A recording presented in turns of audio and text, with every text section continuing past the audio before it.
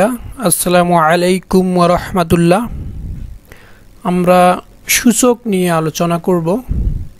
তো সূচক সম্পর্কে তোমাদের ভালো ধারণা রাখতে হলে এবং সূচকের অঙ্গগুলো তোমরা যাতে অনায়াসে করে ফেলতে পারো সেজন্য যেটি তোমাদেরকে প্রথম জানতে হবে সেটি হচ্ছে সূচক কি, সূচক সম্পর্কে জানতে হবে এবং সূচকের যে সূত্রগুলো আছে সেই সূত্রগুলো তোমাদেরকে ভালো করে আয়ত্ত করতে হবে। তো প্রথমে আমরা শিখব সূচক কি। এখানে তোমরা দেখতে পাচ্ছ যে আমরা এ যে কোনো বাস্তব সংখ্যা এবং এন যে কোনো ধনাত্মক পূর্ণ সংখ্যা হলে এন সংখ্যক এর ক্রমিক গুণ হলো এ টু দি পাওয়ার এন। এখানে আমরা এ যে কোনো বাস্তব সংখ্যা ধরেছি, তোমরা এর পরিবর্তে অন্য সংখ্যাও ইউজ করতে পারো। আমরা এখানে এ ইউজ করেছি।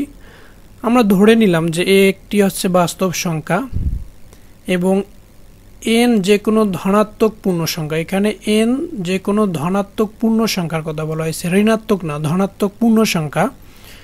এবং এন সংখ্যক এর ক্রমিক গুণ হলো এ টু দি পাওয়ার এন। এখানে a to the power N বলতে এখানে বোঝানো হয়েছে এ কে ভিত্তি এবং এন কে আমরা বলবো সূচক বা ঘাত। তাহলে আমরা কি বুঝলাম, এখানে এন হচ্ছে সূচক বা ঘাত, এটি মনে রাখতে হবে।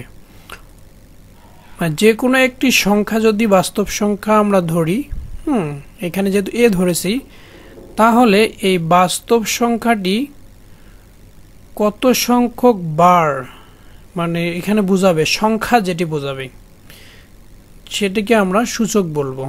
এখানে আমরা এটিকে পাওয়ারও বলতে পারি অথবা ঘাতও বলতে পারি। A to the power n, এনকে আমরা সূচক বলবো, ঘাত বলবো অথবা পাওয়ারও বলতে পারি। এখানে এ ইন্টু এ ইন্টু এ ইন্টু এ, অর্থাৎ এখানে এন সংখ্যক বার আমরা যেহেতু এ রয়েছে এজন্য আমরা a to the power N লিখেছি। অনুরূপভাবে যদি এম সংখ্যক বার এ হয় তাহলে হবে a to the power M. অনুরূপভাবে যদি পি সংখ্যক বার হয়, কিউ সংখ্যক বার হয়, তাহলে a to the power n m p q r হয়ে যাবে। আশা করি তোমরা বুঝতে পেরেছো, সূচক বুঝতে পেরেছো। সূচক শুধুমাত্র ধনাত্মক পূর্ণ সংখ্যাই নয়, ঋণাত্মক পূর্ণ সংখ্যা বা ধনাত্মক ভগ্নাংশের বা ঋণাত্মক ভগ্নাংশ হতে পারে। এখানে বাস্তব সংখ্যার সেটের কথা বলা হয়েছে। বাস্তব সংখ্যা কি আমরা এটা আলোচনা করেছি এর আগের ক্লাসে, তোমরা সেই ভিডিওটা আছে সেটা দেখে নিতে পারো। মূলদ সংখ্যা কি সেটি আমরা আলোচনা করেছি, স্বাভাবিক সংখ্যা কি সেটি আমরা আলোচনা করেছি। সো এগুলো আজকে আমরা আলোচনা করব না, আমরা আজকে শুধু সূচক সম্পর্কে ধারণা লাভ করব। এখন আমরা সূচকের যে সূত্রগুলো রয়েছে সেই সূচকের সূত্রাবলী আমরা জানব। এখানে প্রথম যে সূত্রটি সেটি হচ্ছে গুণ। আমরা আগেই বলেছি যে এখানে এ হচ্ছে ভিত্তি এবং এম হচ্ছে পাওয়ার বা সূচক বা ঘাত। তাহলে a to the power m into a to the power n যদি হয় আমরা ইকুয়াল লিখব a to the power m plus n. অর্থাৎ এখানে যদি আমাদের গুণ অবস্থায় থাকে তাহলে আমরা ভিত্তি ঠিক রেখে পাওয়ারটিকে আমরা যোগ করে দেব। দেন দ্বিতীয় যে সূত্রটি ভাগ, এখানে a to the power m divided a to the power n. তোমরা এখানে দেখতে পাচ্ছ যে ভাগ আকারে পাওয়ার রয়েছে বা ঘাত বা সূচক তোমরা যেটি বলো। তাহলে এখানে হবে a to the power m minus n, অর্থাৎ ভাগ যদি আকারে থাকে তাহলে আমরা মাইনাস করে দেব। আর এখানে একটি জিনিস মনে রাখতে হবে যে a to the power m divided a to the power n equal আমরা a to the power m minus n অথবা 1 divided a to the power n minus m. আমরা এখান থেকে দুটো সূত্র পাই। সেক্ষেত্রে আমরা এই সূত্রটি কখন ইউজ করব এবং নিচের সূত্রটি কখন ইউজ করব। প্রথম আমরা যে সূত্রটি ইউজ করব সেটি হচ্ছে আমরা যখন দেখব M greater than equal N, অর্থাৎ এখানে এম এর মান যখন এন এর মান সমান অর্থাৎ সমান থেকে বড় হবে, সমান হতে পারে অথবা সমান থেকে বড় হতে পারে। যখন হবে তখন আমরা প্রথম সূত্রটি ইউজ করব। আর যখন n greater than m, n এর মান যখন বড় হবে তখন আমরা দ্বিতীয় সূত্রটি ইউজ করব। আশা করি তোমরা বুঝতে পেরেছো। তোমাদের আরও ক্লিয়ার ধারণা হবে। তোমরা নিচের এই বক্সটি লক্ষ্য করো, এখানে উদাহরণ সহ বলে দেওয়া হয়েছে। এখানে তোমরা দেখতে পাচ্ছ প্রথম বক্সে a নট ইকুয়াল 0, a এর মান কখনোই 0 হওয়া যাবে না। m গ্রেটার দেন n, এখানে m এর মান আমরা ধরে নিলাম 5, n হচ্ছে 3। তাহলে আমরা যদি এটা সূচক অনুযায়ী করতে চাই ফার্স্ট ইনটু অবস্থায় গুণের সূত্র দিয়ে, তাহলে তোমরা এখানে দেখতে পাচ্ছ আমরা a to the power 5 m এর মান এবং into a to the power 3 n এর মান বসিয়ে দিয়েছি। এখানে আমরা a কে ভেঙে ভেঙে 5 বার লিখেছি এবং n কে আমরা 3 বার লিখেছি। এখন আমাদের টোটাল হচ্ছে এখানে 8 বার। সো আমরা এখানে ভিত্তি ঠিক রেখে আমরা পাওয়ার 8 লিখেছি। তোমরা সূত্র অনুযায়ী যদি ইউজ করো, এই সূত্র যদি ইউজ করো যে আমাদের যদি ইনটু এখানে থাকে, তাহলে আমরা লিখতে পারি ভিত্তি ঠিক রেখে পাওয়ারগুলো যোগ করে দেব। তাহলে তোমরা direct a to the power 5 into a to the power 3 থেকে ডিরেক্ট তোমরা এটি লিখতে পারো a to the power 5 plus 3, তাহলে আমরা পাচ্ছি a টু দি পাওয়ার 8। আশা করি তোমাদের ধারণা ক্লিয়ার হয়েছে। এবং তোমরা ডান দিকে একটু বক্স দেখতে পাচ্ছ, এই বক্সে তোমরা ডান দিকে একটি বক্স দেখতে পাচ্ছ। এখানে a to the power 3 into a to the power 5 যদি তোমরা করো সূত্র অনুযায়ী, তোমরা ডিরেক্ট এখান থেকে এই সূত্রটি তো ভাগ আকারে আমরা শিখেছি, সো তোমরা এটি লিখতে পাবা না। তোমরা যদি এটি গুণ আকারে আছে, গুণের সূত্র ইউজ করো a to the power m plus n, তাহলে আমরা লিখতে পারি a to the power 3 minus 5, অর্থাৎ a to the power minus 2 হয়ে যায়। তো a to the power minus 2 মানে হচ্ছে আমরা পাই 1/a²। অথবা তোমরা যদি এভাবে ভাগ আকারে করে ফেলো তাহলে আমরা একই মান পাবো,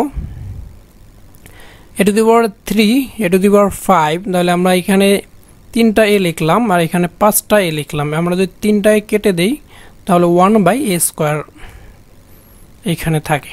তাহলে আশা করি তোমরা এটি বুঝতে পেরেছো। এখন আমরা নেক্সট সূত্রে যাচ্ছি। এখানে তোমরা 3 নম্বর সূত্রটি দেখতে পাচ্ছ, গুণফলের ঘাত। এখানে a b গুণ অবস্থায় আছে, পাওয়ার হচ্ছে n। এখানে n কে আমরা আগে জেনেছি ঘাত, তাহলে a b পাওয়ার হচ্ছে n। এটিকে আমরা লিখতে পারি আলাদাভাবে যে a to the power n into b to the power n। এখানে লক্ষ্য করো একটি অঙ্ক আমরা নিয়েছি 5 ইন্টু 2 পাওয়ার হচ্ছে 3, তাহলে 5 ইন্টু 2 পাওয়ার 3 মানে হচ্ছে এখানে 5 ইন্টু 2 এই সংখ্যা দুটো একসঙ্গে 3 বার আছে। তাহলে আমরা এটাকে 3 বার লিখতে পারি, 1 2 3 বার আমরা লিখে ফেললাম। দেন আমরা আলাদা করে যদি লিখে ফেলি তাহলে 5 এখানে 3 বার রয়েছে এবং 2 এখানে 3 বার রয়েছে। তাহলে আমরা লিখতে পারি 5 to the power 3 into 2 to the power 3। তোমরা এভাবে ভেঙে ভেঙে লিখতে পারো, অথবা যদি তোমরা ডিরেক্ট এই সূত্রটি মনে রাখো যে a b to the power n a to the power n b to the power n হয়, তাহলে এটি হবে 5 to the power cube 2 to the power cube. Then স্বাভাবিকভাবেও এখানে একটি দেখানো হয়েছে। যাই হোক, তোমরা মনে রাখবা যে a b ইনটু অবস্থা থাকে, যদি পাওয়ার যদি n হয় তাহলে আলাদা করে পাওয়ার হয়ে যাবে a to the power n into b to the power n। এখন আমরা 4 নম্বর সূত্রে আসলাম। তোমরা এখানে 4 নম্বর সূত্রে দেখতে পাচ্ছ ভাগফলের ঘাত যদি থাকে, আগেরটি ছিল গুণফলের ঘাত, এখন আমরা চলে আসলাম হচ্ছে ভাগফল। ভাগফলের ঘাতের ক্ষেত্রে আমরা অনুরূপভাবে শুধু এখানে ডিভাইডেড থাকবে a to the power n লিখবো এবং b to the power n লিখবো, জাস্ট মাঝে ডিভাইডেড আকারে থাকবে। তাহলে আমরা ডিভাইডেড আকারে থাকলে ডিভাইডেড তো থাকবেই, শুধু আলাদা করে আমরা পাওয়ারটি লিখব। আমরা এখানে ওই একইভাবে একটি সংখ্যা নিয়েছি 5/2 টু দি পাওয়ার হচ্ছে 3, তাহলে আমরা ডিরেক্ট সূত্র অনুযায়ী আমরা লিখতে পারি 5 টু দি পাওয়ার 3 এবং 2 টু দি পাওয়ার 3। আশা করি তোমরা বুঝতে পেরেছো। এবার আমরা 5 নম্বর সূত্রে যাব, ঘাতের ঘাত। 5 নম্বর সূত্রটি হচ্ছে ঘাতের ঘাত, অর্থাৎ a to the power m একটি ঘাত, আবার তার ঘাত হচ্ছে n, অর্থাৎ a to the power mn।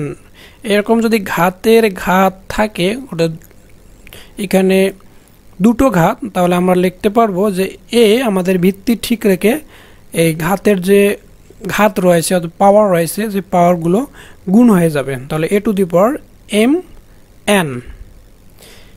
এখানে কিভাবে সংখ্যাটি আমরা লিখলাম তার একটি প্রমাণ আমরা এখানে ছোট করে লিখেছি, এটি তোমরা দেখে নিবা। আমি জাস্ট সূত্রটি তোমাদেরকে বললাম। তারপর আমরা শূন্য ও ঋণাত্মক সূচক।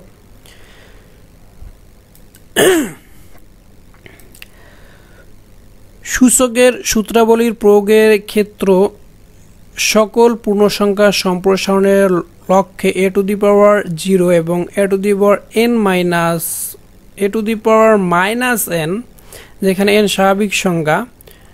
সুতরাং শূন্য সূচকে আমরা যে সূত্রগুলো পাই, হ্যাঁ, অর্থাৎ a টু দি পাওয়ার যদি আমাদের 0 হয়, এটি অলওয়েজ তোমাদের মনে রাখতে হবে যে a টু দি পাওয়ার 0 মানে হচ্ছে 1, নট ইকুয়াল 0। এখানে a টু দি পাওয়ার 0 বলতে যে কোনো সংখ্যা, যে কোনো চলকের পাওয়ার যদি শূন্য হয়ে যায়, পাওয়ার শূন্য থাকলে আমরা 0 ধরবো। এখানে x to the power 0, y to the power 0, z to the power 0, যে কোনো চলকের পাওয়ার অর্থাৎ যদি এখানে শূন্য হয়ে যায়, তাহলে আমরা একেবারে ডিরেক্ট আমরা 1 লিখে ফেলবো। আর যদি a to the power -n হয়ে যায়, তাহলে আমরা লিখবো 1/a to the power n। এখানে a বলতে আমরা শিখেছিলাম যে কোনো বাস্তব সংখ্যা, অর্থাৎ যে কোনো বাস্তব সংখ্যার পাওয়ার যদি 0 হয়ে যায়, তাহলে অল টাইম আমরা 1 লিখব। ঠিক আছে, এটি অবশ্যই মনে রাখতে হবে। দেন আমরা লাস্ট একটি অঙ্ক আমরা দেখতে পাচ্ছি, এখানে তোমরা দেখতে পাচ্ছ a to the power n/a two the power n, অর্থাৎ এখানে প্রমাণটা এখানে দেখানো হয়েছে যে একই পাওয়ার যদি হয়ে যায় তাহলে a টু দি পাওয়ার 0 হয়, অর্থাৎ a টু দি পাওয়ার 0 মান আমরা শিখলাম 1। তাহলে আমরা এটা কিভাবে পেতে পারি? আমরা যদি এটি a to the power n অর্থাৎ n সংখ্যক বার a লিখি, নিচে n সংখ্যক বার a লিখে ফেলি, তাহলে আমরা যদি এটা কেটে দেই, তাহলে আমরা এখানে মান পাচ্ছি 1। তার মানে হচ্ছে a to the power 0 equal 1, আর 1/a to the power n, এখানে আমরা যদি এখানে 1 এর পরিবর্তে 0 লিখে ফেলি, a টু দি পাওয়ার 0 লিখে ফেলি, আর নিচে a to the power n হয়, তাহলে আমরা যদি ভিত্তি ঠিক রেখে 0 - n লিখি, তাহলে হচ্ছে a to the power -n। আশা করি তোমরা বুঝতে পেরেছো। আজকে এই পর্যন্ত মোটামুটি। আল্লাহ হাফেজ।